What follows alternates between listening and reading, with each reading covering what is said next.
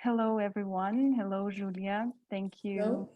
Thank you for joining this conversation series, and thank you for being ready to share your knowledge about a very sensitive topic with us and our audience.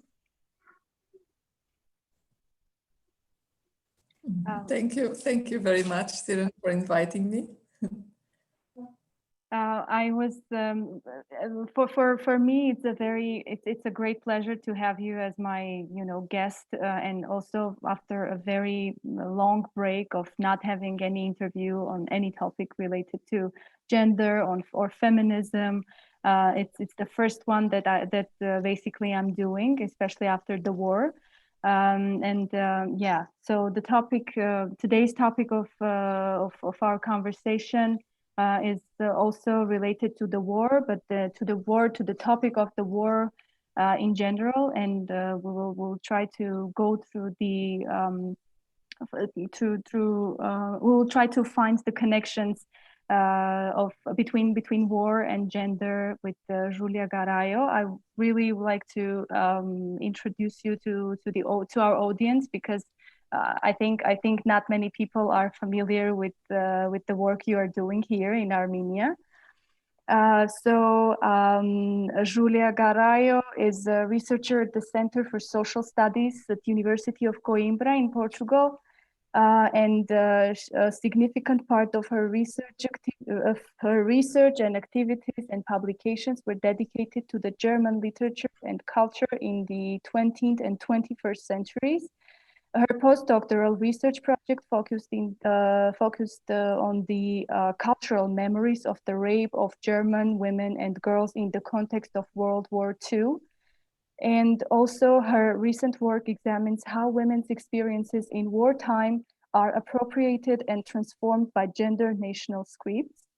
There are many other achievements that you have, and you are also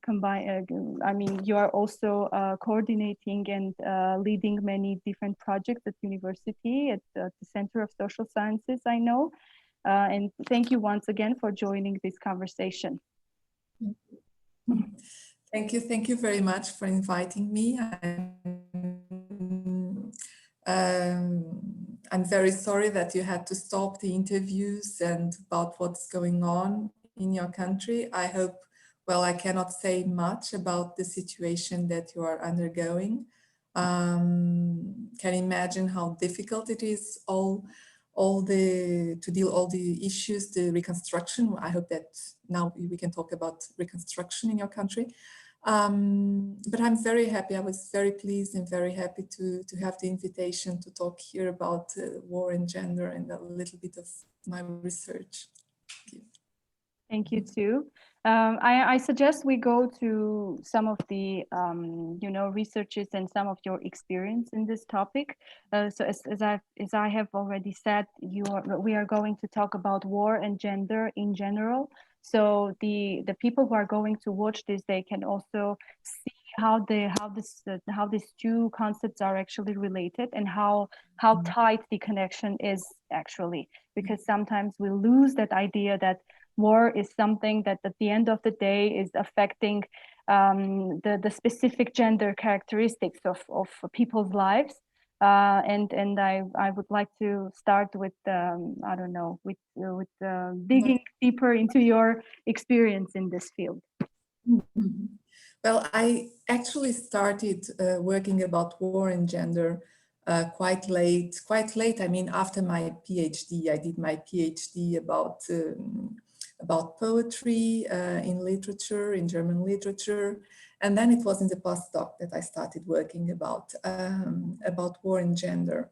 And it was about more than 10 years ago, I did this project about German wartime suffering and the representations of German wartime suffering in the literature. So at the time, in the 90s, it was a very pressing topic, very popular in Germany. So people were talking about the losses, the German losses, the territories that had been lost, and so on. And then I started doing my research about the literature about the rape of the German women. So the women who had been raped at the end of the war. And this topic, for me, it was very interesting to address this topic, especially for two issues. So the first one had to do with this tension between hypervisibility, silencing, and concealment. So there was this idea, said about this taboo that actually was never there. But in the 90s, and especially in 2003, when the diary, the anonymous diary, a woman in Berlin, written by a rape victim, when it was published for the second time, there was this idea, the press was telling, well, this is a taboo, we are breaking a taboo, and we never talked about the rapes of the German women, and the guilt, the German guilt prevented us from addressing that topic. And it was not true, actually. When you dig it in the subject, you see actually the rape of the German women was always there, even before the rapes, because when you look at the German propaganda, at the German wartime propaganda, especially by the last year of the war, it was always about not always, but one of the most present topics is this idea, well, the Russians will come and they will rape everyone. So you have to fight till the end, to the last drop, to prevent that from happening. And then you see that in the 50s and so on, and especially in the 50s in the Federal Republic in West Germany, it was very, very present at the same time. So you see the propaganda, the political propaganda of the CDU, the party in Germany. So they used posters that were quite clear about the rapes, with references to the rape. When you read the literature of the expulsion from the lost territories, so you see, you're reading all the time about rapes. But at the same time, there was this documentary that was made for Liberators Take Liberties. So it is a documentary from the 90s. And you have the interviews with older women. And many of them, they say, well, we could never talk about it. It was always our secret, our wound somehow, and not even with our families. And some of them, they say, this is the first time. They were already, this is the 90s, so some of them were old at that time, and said, this is the first time that we are talking about it.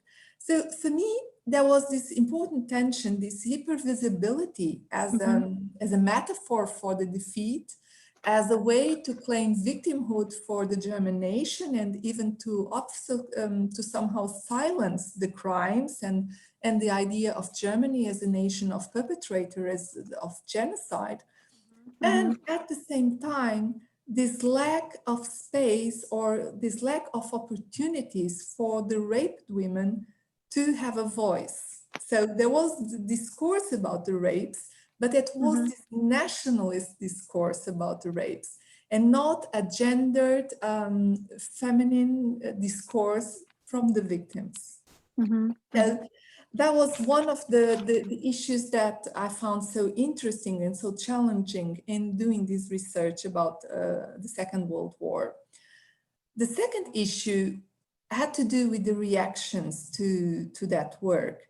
So many people would say, wow, well, this is interesting, but why the German women? So the idea that, well, it is so expectable. So this idea, this tension between victim and perpetrator.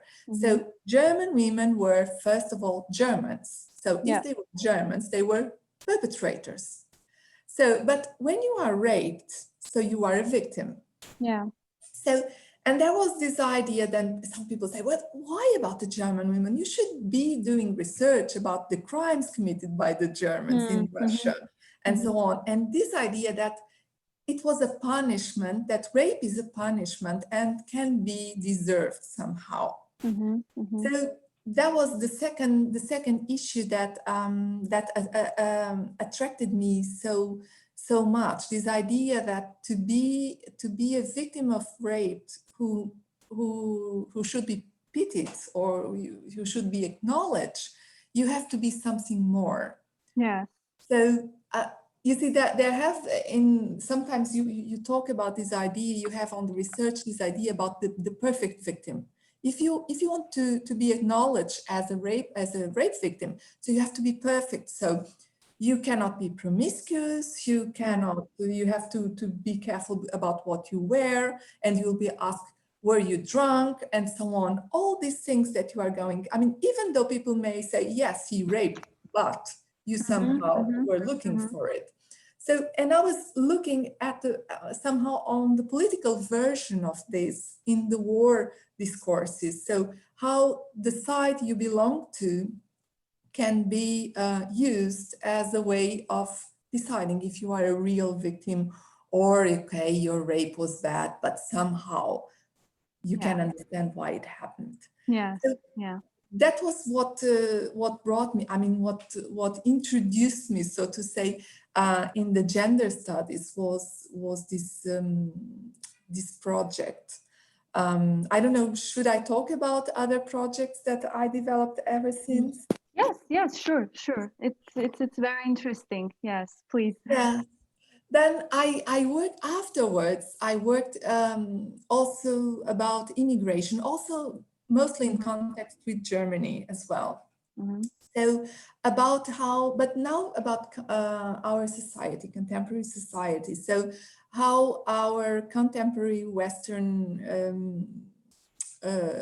political discourses and cultural productions as well, cinema and so on, how they represent rapes and how do they deal with the rapes committed by immigrants in Europe. And once again, well, I was paying a lot of attention to the political use of these rapes. So the politics of visibility framing these discourses. So I worked especially about the Cologne, about the sexual assaults in Cologne. So, and there is always this tension, once again, between this hypervisibility, and especially in anti-immigration discourses, in racist discourses. I mean, Cologne became one of the most pervasive discourses in Western Europe to reject migration. Is you use Cologne as example. Look what happens when you let them in, so to say. But at the same time, so how can you should not silence these assaults or say, well, they did not exist. You should acknowledge that their hypervisibility was because who the perpetrators were. I mean, if they had been, let's be sure about it. I mean, if this kind of assaults had been committed by non-racialized men, they would make headlines probably in some parts of Germany, but that's all. I mean, they would not be reported about in Portugal, in Armenia. I'm sure you also heard about it. So it was all over the world somehow. And so it was the identity and all the debates about multiculturalism that were going on in Europe and the rejection of immigration that make them so visible.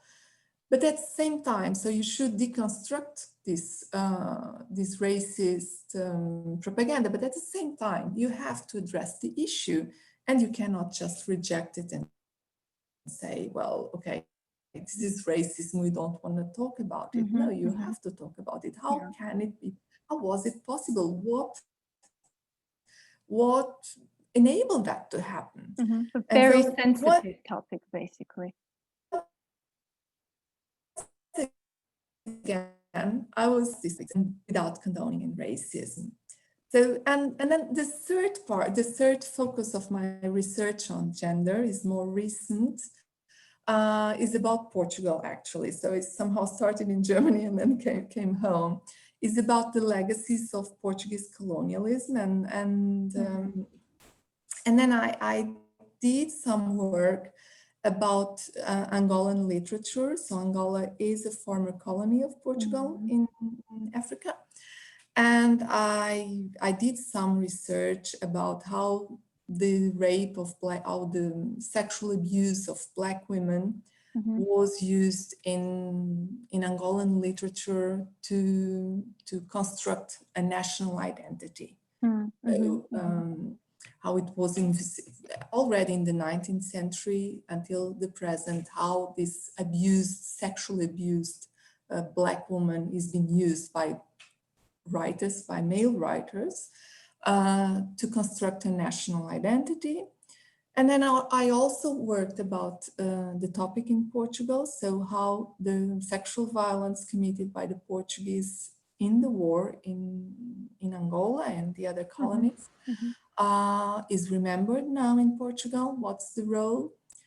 And then more recently, I also, for the last project, the project where I'm working now, we address also contemporary issues, so the impact of Me Too in Portugal, especially the allegations against Cristiano Ronaldo, who is the national hero, and there were allegations of rape against him in the US, not in Portugal. Yes.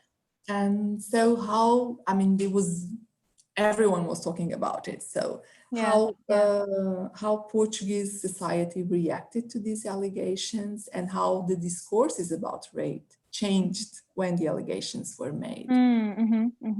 And also a little bit more recently about the attacks on gender ideology. So that are starting in Portugal. I mean, this started quite late, but they are now very present in Portuguese discussions. So this is an overview somehow of my research of gender and war, and more recently is not about war. But yes, that's what I've been doing for the last 10 years or so. Yeah. Thank you so much, Julia. This is so interesting. And when you were talking about your experience, I was, whatever topic you were talking about, I was just making connections in my mind, how they are connected to the actual situations in different parts of the world that are in conflict situations, for instance. And for me, I mean, yes, I know it, but I also don't know many things about this topic. And I really want us maybe to go into some details. Well, how the concepts of gender and war are connected. Of course, you already, when you were talking about your experience, you already gave this, idea how they're connected. But I would really like us to get into it and discuss a bit further, if you don't mind. That's true. Well, I think that first of all, we have to look at before war starts. And I think that gender is essential to understand the way our societies are structured, the values of the society, the power relations in society. I think, well, I'm not saying that you cannot examine these things without paying attention to gender. Yes, you can. But I think that all levels of our society, or our knowledge about any level about our society is enriched if you use gender lens, so to say. So, and I think you can do the analysis of the most different issues. So I think that the social construction of masculinity, the social construction of femininity, the gender roles that are attributed to women, to men, and the silencing of other gender roles of LGBT people. So all this is essential to understand the social connections, the power relations in society. So that, I would say, we have to start with that. I mean, if you want to understand the access to land, to property, the marriage laws, the laws of marriage, the labor, how labor is structured, how labor is divided, the reproduction. These are all levels that are structured through gender, so to say. So when you come to war, I mean, you have to look, that's why I think that gender then is so necessary when analyzing war, is that, well, war can create disruptions in these already gendered societies. So it's not that gender emerges when you go to war, it's that war will be shaped. I mean, the nations that go to war are existing nations with their gender structure. And so when you go to war, there are disruptions. And the disruptions are different in every context. I mean, I think that you cannot say, precisely because societies are different, you cannot say, well, this will lead to that, and this will lead to that. I mean, sometimes it can go this way, sometimes it can go in a very different way, so to say. So I think that gender is very useful to see what changes, what processes are put in place when war erupts. So first of all, I mean, there is this claim, I think this is quite true somehow, although it is also quite propaganda at the same time. But there is this this idea, this traditional idea, or yes, in so many wars, in so many war scenarios, is this idea that, well, the enemy, what does the enemy want? One of the things that the enemy wants is to kill your children and to rape your women, or to take all your women, so to say. So why are you fighting? So we are fighting to protect our children and our women. So to say, and this idea, this idea is already a very gendered one, and that somehow reinforces the gender roles of the patriarchy. So I think that this is one tendency that you can observe in many wars, is this reinforcement of patriarchy and reinforcement of gender roles. So this idea that men are the leaders, they are the ones who have the monopoly of violence, and women are somehow, they are subordinates, so they are the mothers, the sisters, the wives, the lovers, the girlfriends, and who need protection, and whose sexuality is being threatened by the enemy, and who should take part in the war effort, but in a subordinate way. So, and in many wars, for example, I mean, the one that I know the best, that is World War II and the Portuguese colonial wars, there is this ethnic, racial reproduction, this subtext about the ethnic, racial reproduction of the community.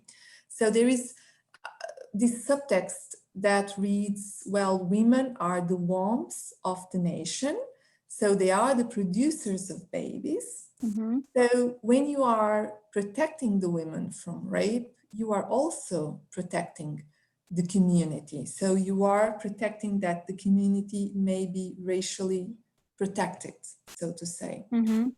So that you are not, that your women are not going to bear children of the enemies. And sometimes, I mean, quite often, these children, these wartime babies, these wartime children, they are seen as the bastards, so the bastards of the enemy. So in France, after the First World War, there was a kind of moral panic about that. So French women who were bearing children from the Germans, so the bastards. So then there is also this idea that the community, that's very important, that the community is being attacked as a whole, and which is true. So that's why I say, well, many of these things, they are on one way, they are propaganda, but they are also truths. I mean, you cannot say exactly where one stops and the other begins. Sometimes they merge. And so if the community as a whole is being attacked, especially when there is a genocide or a threat of genocide, so it makes it very, very difficult to be attentive or to be sensitive to the empowerment of women. And so one of the situations that has been observed in many war scenarios is that the cases of domestic violence also increase during these periods of crisis and tensions. But of course, they will be downplayed. I mean, if you are in total war, if your community is in risk of being expelled, if soldiers are being killed, if women are being raped by the enemy, I mean, the tendency is to consider domestic violence as something like, okay, let's not talk about it now, later on. So, and the simple idea of talking about it, of talking against your man, so to say, may be perceived as a kind of treason, as a kind of creating disharmony, splitting the community. So on one hand, I would say, well, there is this tendency to reinforce patriarchy and the subordination of women, but at the same time, when you look closer at several war scenarios, is that war offers quite often the possibility of women to challenge gender roles and create disruptions in these structures of patriarchy, in the existing structures of patriarchy. And I'll give you two examples from many different scenarios. One is when women take arms as well. So when women become fighters. So you have many examples. The Red Army is a very well-known example of that. The liberation wars of the African liberation movements that fought the Portuguese colonial war also had women as fighters. So women are taking a role that is traditionally a male role, so to say, taking up arms. On the other situation that also is very common is that because the men have to go to war, so women at home, at the war home front, so to say, they have to take jobs that had been done previously by men. So they take male jobs, so to say. Of course, you understand what I mean. I'm not saying that male jobs, the jobs that traditionally accepted as male jobs. As male. Right? Yes, so there's in Britain in the First World War, but also Germany in the Second World War. So there's many examples that I know. I'm sure there are many more. And also, I mean, Soviet Union countries as well. I mean, all the evidence is absolutely like a big evidence how women started to work in different factories that were before occupied by men, that the jobs were occupied by men. And and this is also something that perhaps you are going to tackle this too, but this is also kind of creating this, I mean, I can say about the Soviet Union countries, this is also creating this cover for the Soviet countries that the Soviet Union was a very gender sensitive kind of system. Political system. I guess this is also one of the reasons why it is accepted like this mostly in some of the post-Soviet countries. Yeah, but what is also very interesting, and I don't know, well, you can talk also about the countries from the Soviet Union, from the former Soviet Union, is what happens after. And I think this is also extremely interesting. Exactly. And also you have very different situations. So will it remains? Quite often sometimes it remains. I'm thinking about, I mean, not everything, but for example, the right to vote in England, in Britain. So it is connected to the war effort in the First World War, so kind of reward and so on. So there are things, or there are moments that you cannot go back. So actually women gained something. So I don't know exactly how it was in the countries of the former Soviet Union. But for example, in other countries, no, it is really this idea. So this idea that women take arms, that women take men's jobs, is seen as, well, this was the state of exception. So it was this horrible wars, years of war, when everything was disrupted and everything was wrong, and now we have to reconstruct our societies. And very often, I mean, I'm thinking about the case of the West Germany. West Germany was one of those cases. So the idea of reconstruction meant reconstruction of a patriarchal order, of patriarchy, so to say. And it was extremely damaging for women or for women empowerment. So when you look at the 50s in West Germany, they were extremely conservative in gender roles. So this was really this idea that, well, the war was the state of exception, everything was wrong, women were being raped, women were being promiscuous, having sex with American soldiers to survive, so working, so it was, everything was wrong, so to say. And now to reconstruct our nation, you have to reconstruct the family. And the family is the man as the family provider, the woman as a wife, and the mother who stays at home and cleans the house, takes care of the children, and so on. So also, for example, the abortion laws, I mean, the abortion was forbidden then in West Germany, although after the war, it was somehow tolerated also to deal with the rape, so to say. Right, right. So you have all these possibilities of negotiation, negotiating what happened and to see how it transits to the post-war.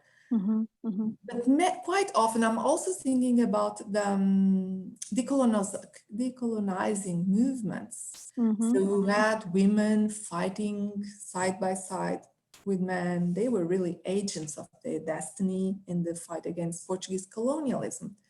But when you see afterwards in a country like Mozambique, it was so conservative. So, I mean, the stories that now being openly discussed about this period of, and it was a communist, I mean, it was a communist country afterwards. So it was not like Germany, that was this idea of a Christian conservative country. And you see in Mozambique a very similar pattern in which the family and this idea of morality, of being a good wife and not promiscuous, that played so much against women.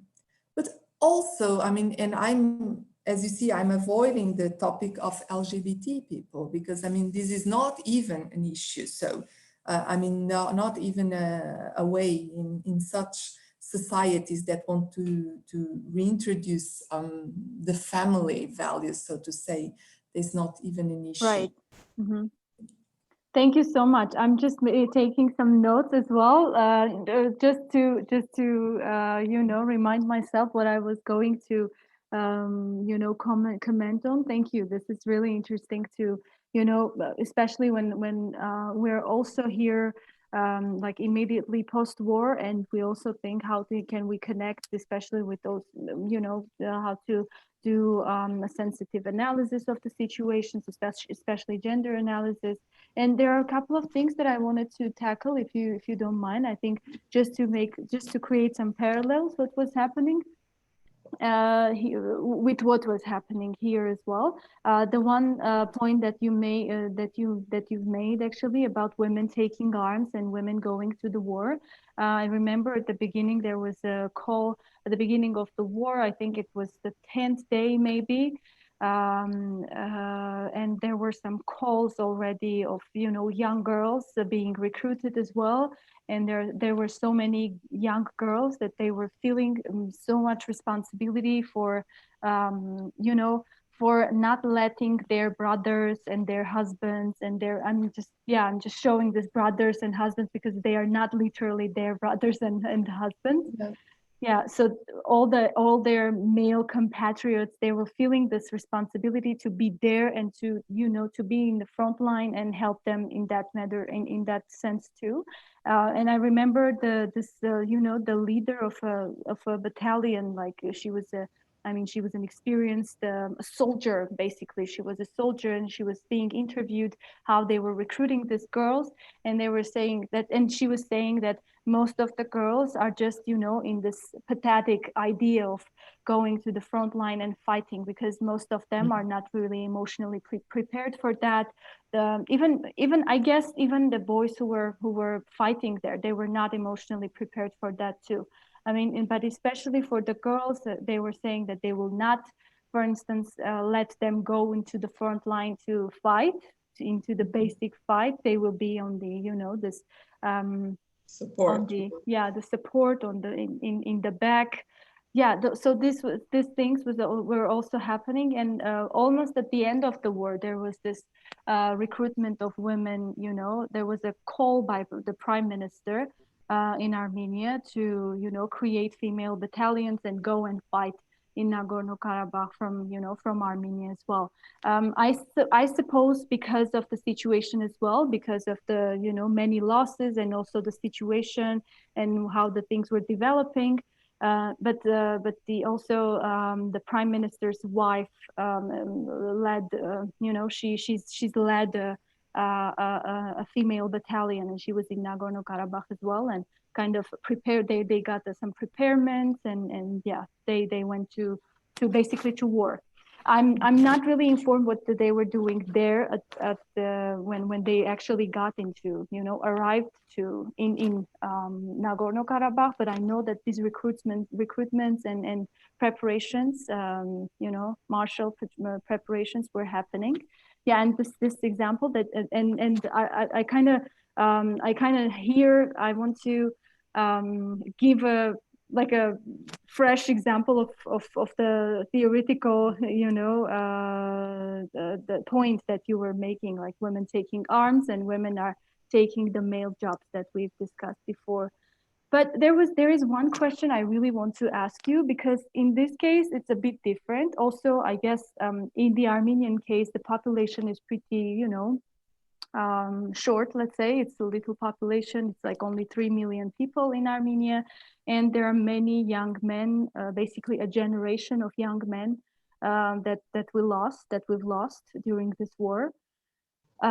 What I was thinking is about the abortion. When you said, for instance, for the German example in World War II, there was this, you know, after post-war situation, in West Germany, the abortion started to be more acceptable, because you were kind of, I'm sorry for the expression, but you were getting rid of the enemy with the Abortion Act. But in our case, I guess, also mixed with mostly, you know, national, maybe those are the national differences. But in our case, I think the abortions will not be tolerated whatsoever here, because, you know, it's a loss of a generation, and this discourse and the reality is being perpetrated all the time during the war, and also in now and this, also during these 2 weeks. Yeah, I think this is some kind of a difference maybe of the wars, perhaps. But not even because Germany was very, I mean, not Germany, the authorities were quite hypocritical regarding abortion. So it was somehow tolerated by the end of the war that the laws for abortion were being eased, so to say. Not the laws were not being changed, but the control of the laws was being eased, so to say, to enable the abortion of the raped women. So it was really, but it was only for a very short period, because, well, once the rapes stopped, or at least, yes, once the rape stopped, and the situation was going back to normal in the way that women were not being raped so often as at the beginning. So then the Catholics, not only the Catholics, but especially the Catholic Church, they came and with very strong words against abortion. But then, well, there was a moment where abortion would be required for women who had not been raped, or perhaps would have sex with the Americans for money, or simply not resulting from rape anymore. So that's why I say, well, that's why I was asking if you don't think that in Armenia that could exist some kind of kind of strategic silencing, saying, okay, it is forbidden, we are against abortion, but we will not pursue women who do an abortion because these children are undesired, so to say. Well, I think in this case, I think I have to make this clarification. I think in this case, well, there are not really registered cases of rapes within this war, because the war was I think it's called conventional, because it was happening at first it was happening in the front line. So there was this lines, and there were the battles in different places, on the line, on the border line. So, and then it went a bit farther, but I think the cases, there are not really registered cases of rape, basically. But in our case, I think why I'm saying that the abortions may not be, this not really acceptable for a very long period, because during the last 25, 30 years, we were basically, the country was basically fighting against the prenatal sex selection, so the son preference issue. And I think there was this moment, I think last year or two, I think during this last two years maybe, that we finally came into this golden middle, as I can say, for the birth rates, of the gendered birth rates. So what I'm thinking is that, and many other, I guess many other scholars will agree that again, the son preference will start to prevail in our culture and in our society. Yeah, basically, yeah, this circle will continue again. Yeah. But I think, well, if you look, I mean, for me, the post-war situations, I think this is so important and so interesting to see how gender works then. Because I mean, as I said, well, it works so differently, and well, we were seeing the difference between Germany and Armenia, as you were saying, and but at the same time, this is this moment that is so full of challenges for women. And I think, well, I don't know how it is in Armenia, how far, I mean, this is how far, how much women are being given a space to talk about their experiences or not, to have a voice, so to say, well, they have a voice, to have a voice that is heard. This is the difficulty. So how much place, how much room there is for women to have their versions, their subjective versions of the war without being framed by these heroic narratives. This is always, I think, the big challenge, is that can women, I mean, women can talk, but sometimes they can talk as long as they talk what is expected from them, what is expected from the nationalist discourses. And the discourses of victimhood, of the nation victimhood.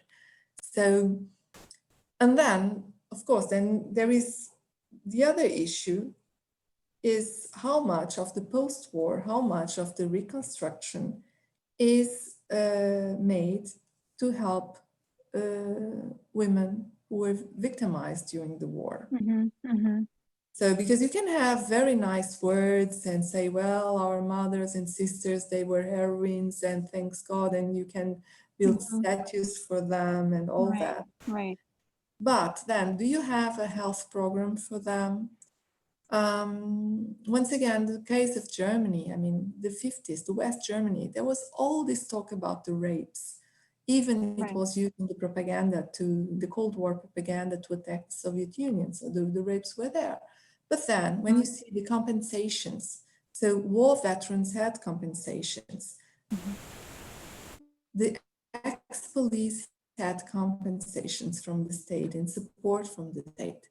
But the women who had been raped, although it was recognized as a massive thing, there were very few women who got compensations and aid from the state to raise their children who were resulting from rapes, or to treat them medically.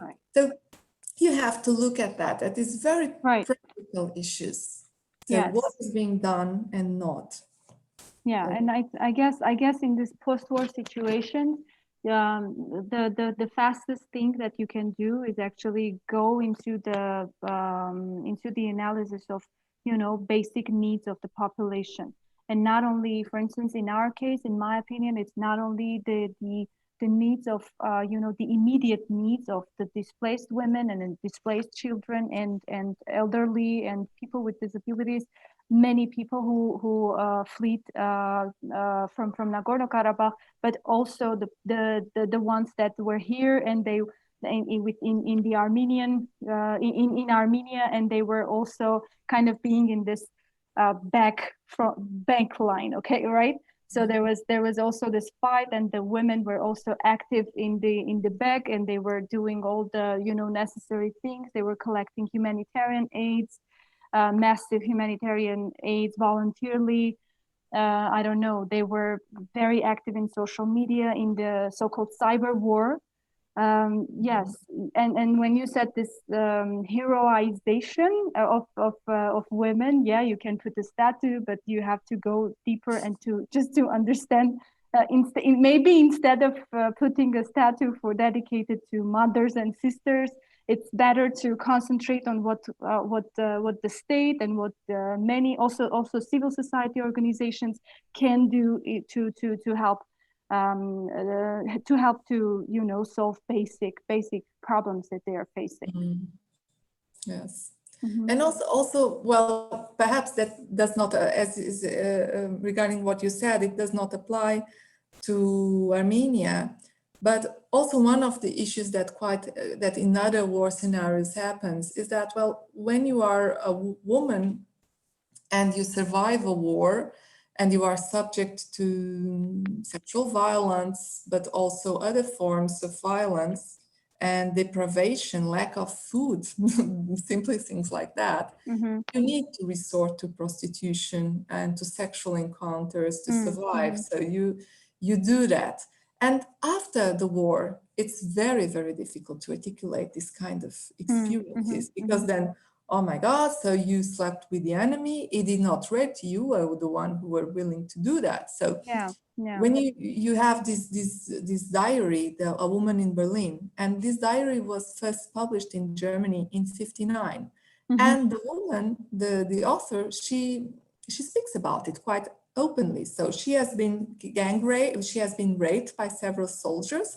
And in order to have access to food and to have protection, I mean, to be not raped by anyone who wants, she somehow finds a man who has some power, aggression, with the power.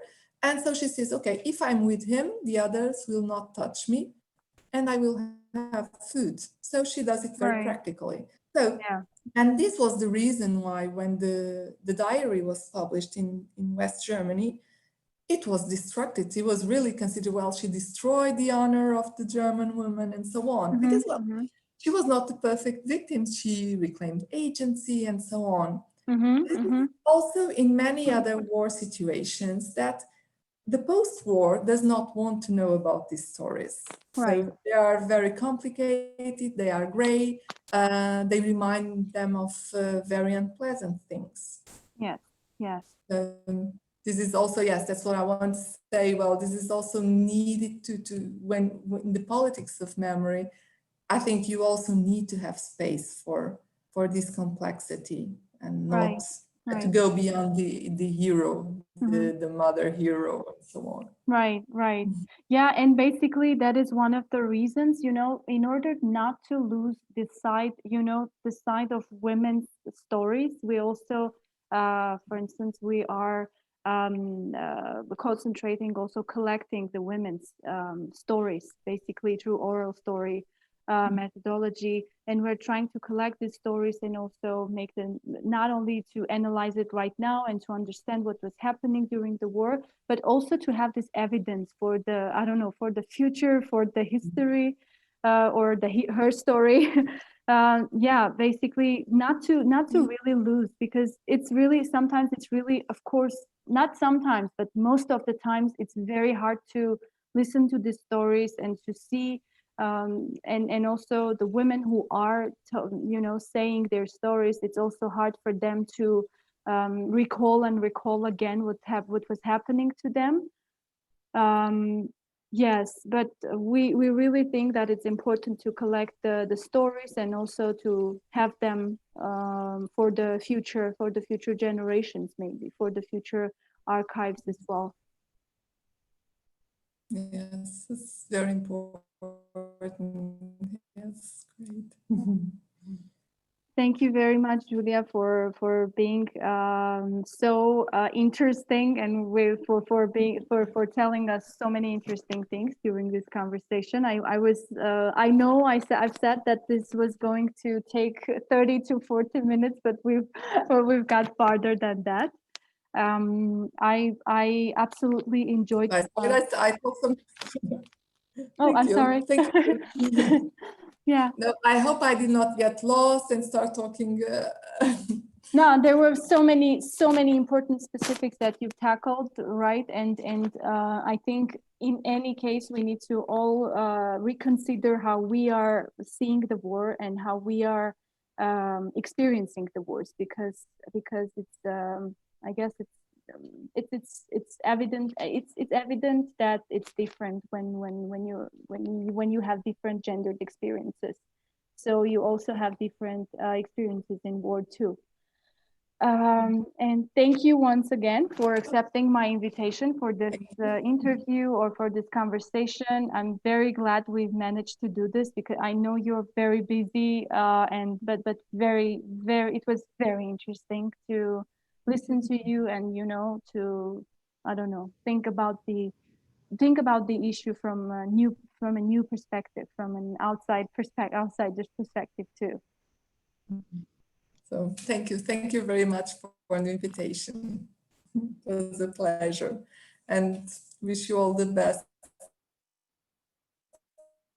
now with the testimonies. Wish you all the best. Thank you very much.